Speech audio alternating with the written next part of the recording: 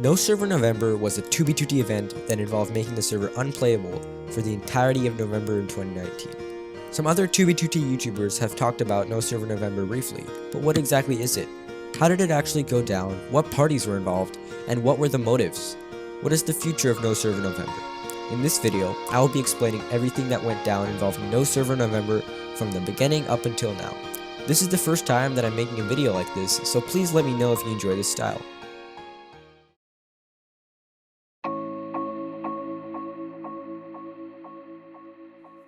Our story begins on October 22nd of 2019. It was generally a pretty fun time on the server as most things ran stable. A newer group called Elysium had been working on a base since June of that year. It was pretty established, and in addition to building, they loved to make memes and practical jokes at their base. For example, one member, Linky, joked about making an entire Bible in Minecraft. So Carl, the group leader, took it upon himself to use a hack called BookBot to write the entire thing. He packaged the books up in shulkers, and put them into a chest. Later that day, another Elysium member by the name of Redstoner logged onto the server to see Carl's Bible. After opening the chest, he noticed something weird. The server would lag for 10 seconds trying to load all the books. Trying this repeatedly, Redstoner discovered that he could crash the server in a matter of a couple minutes. He had accidentally discovered one of the most powerful exploits at the time. I was actually online when Redstoner found the crash exploit. I recall flying through a small nether tunnel and realizing that the server was lagging, and was sent back to my initial position after every lag spike. The chat was exploding with people complaining about the lag, and for the better part of a day, Carl and Redstoner were crashing the server repeatedly. But why would the server crash when a seemingly harmless collection of books were accessed? Well, there's a good reason for this. An exploit that used to be used on 2b2t, book banning, was patched by the server admin Housemaster a couple months prior. This exploit would involve throwing shulkers filled to the brim with banned books that had random text on each page for all 50 pages. This would overload the server and cause the player with the banned book shulkers in their inventory to be banned.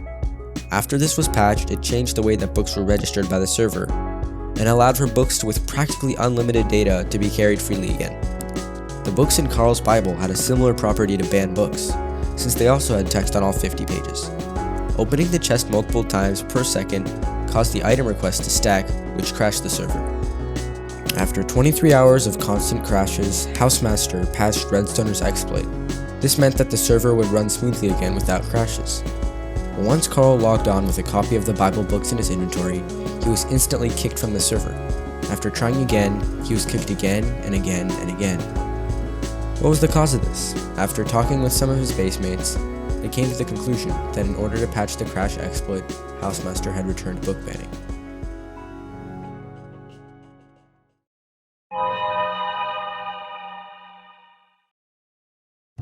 With the new information about book bans, Redstoner contacted his old friend House1, a player who was known for lagging and exploiting the server. They were interested in how they could utilize the book ban to ban many people at spawn, and since Redstoner was still at Elysium, House1 asked a couple friends from the now disbanded Point Zenith and Team God mode to help him test the book bans.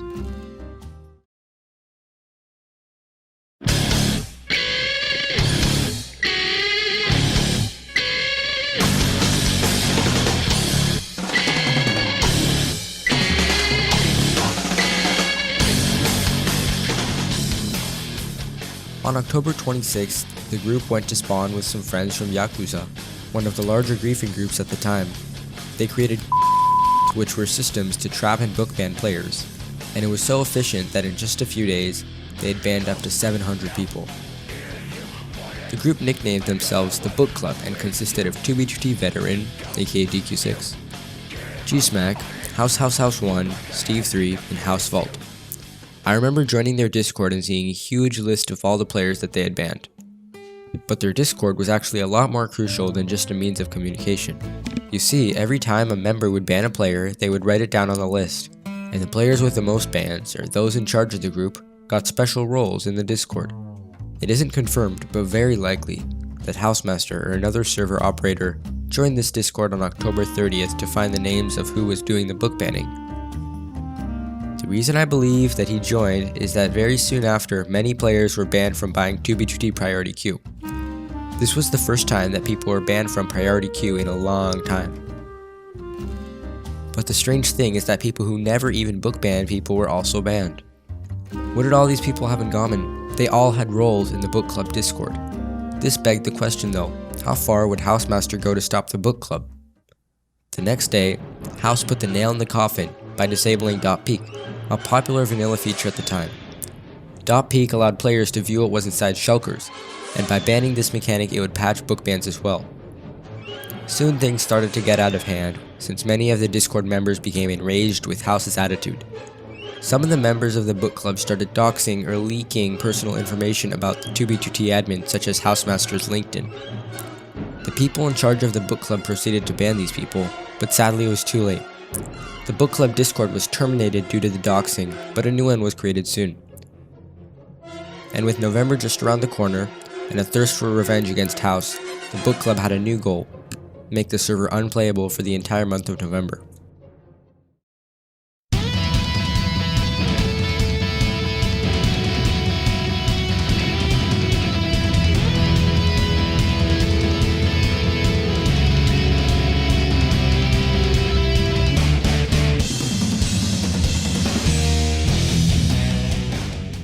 On November 2nd, House1 created a group chat for him and a couple other book club members to plan out their methods of making the server unplayable.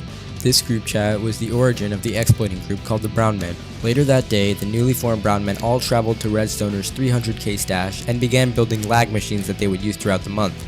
They ended up using the House1 machine, a design that had been used for years to lag the server.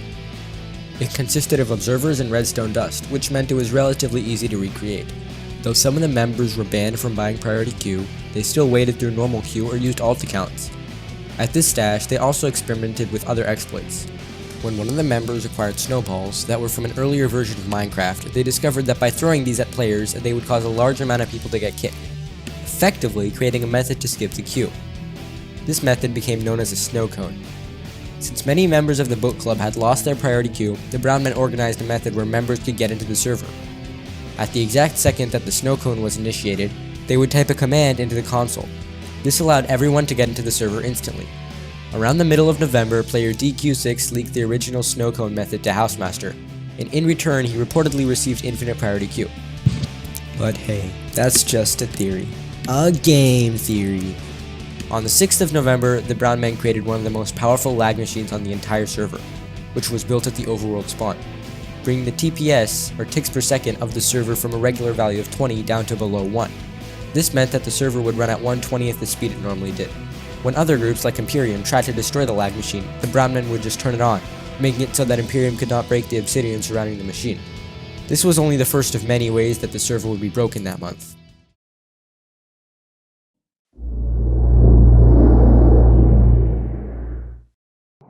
On the 9th of November, a Reddit post was made describing that one of the most famous 2b2t builds, Bedrock Comet, had been reverted to stone. This, of course, led many people to go investigate the area, only to be disconnected as soon as they got near it.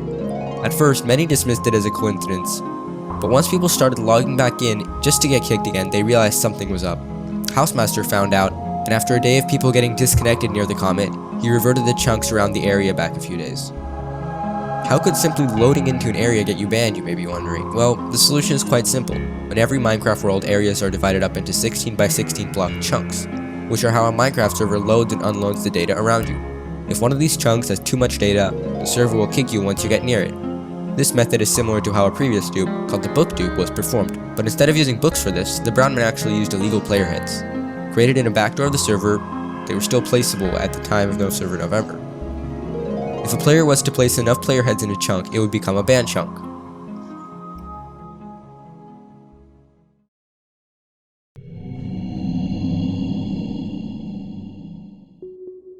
Seeing how many people could be banned by a single chunk, the Brownmen formed a new plan, closing the end dimension of 2b2t. Since every end portal leads to the same spot in the end, if just a single chunk ban was created, it would effectively prevent anyone from entering the end. This allowed the Brownmen to build a base at end spawn, which they called Browntown. From November 15th, the end was chunk banned for the better part of a week, and not a single player could enter. After Housemaster removed the end chunk ban, new chunk bans started coming up everywhere around the server. The Brownmen created a dupe stash not far from spawn, and started duping player heads, which allowed them to build up to 8 chunk bans per day, and close all the highways in the nether. They also had people from other groups lead newer players into chunk ban areas. One of these players was Etbez, from the group Yakuza. who single-handedly chunk banned 30 players.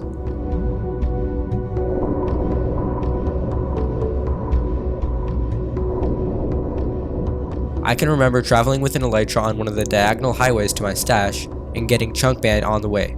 It was quite annoying and I was stuck for an entire day.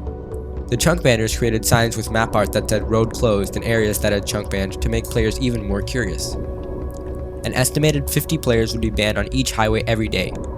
Highway chunk bans were built typically around 500 blocks away from nether spawn. However, after a few days this got boring and a new plan of banning nether spawn was devised. Every day, the members of the Brownmen and book club would build the chunk ban as close as possible to the center of the nether. They built one 150 blocks away, just outside the render distance of spawn PvPers. Getting any closer was going to be a challenge, as it could be sabotaged easily by PvPers or griefers. They developed a new strategy to create a chunk ban over 100 blocks away, and then build a second closer one inside the ban radius of the first chunk ban. They planned to progress towards spawn 50 blocks at a time. This proved to be quite difficult, but with each day they got closer and closer. Near the end of November, player Jared2013 was online, and managed to convince everyone who was at spawn to help, including many PvPers and myself.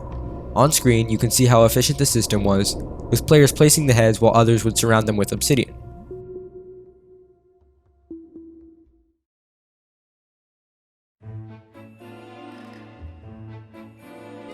With the ability to ban any area they wanted, the Brownmen created a base called Browntown 2, surrounded by chunk bans.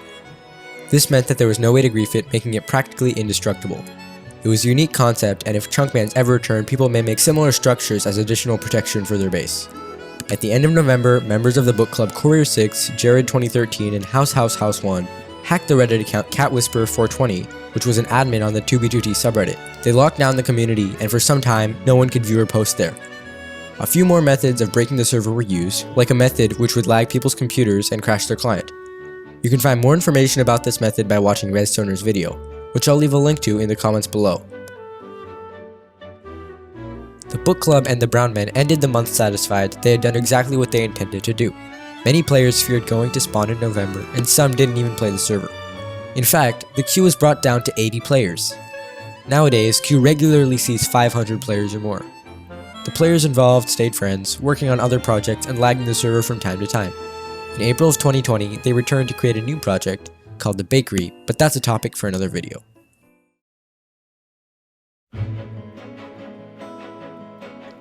With today being the 1st of November, the Brownmen have established a plan to make no server November 2. Although I cannot tell you exactly what they will be doing, 2b2t will be just as annoying to play as it was last November, and possibly even more difficult. All I will say is, good luck going to spawn.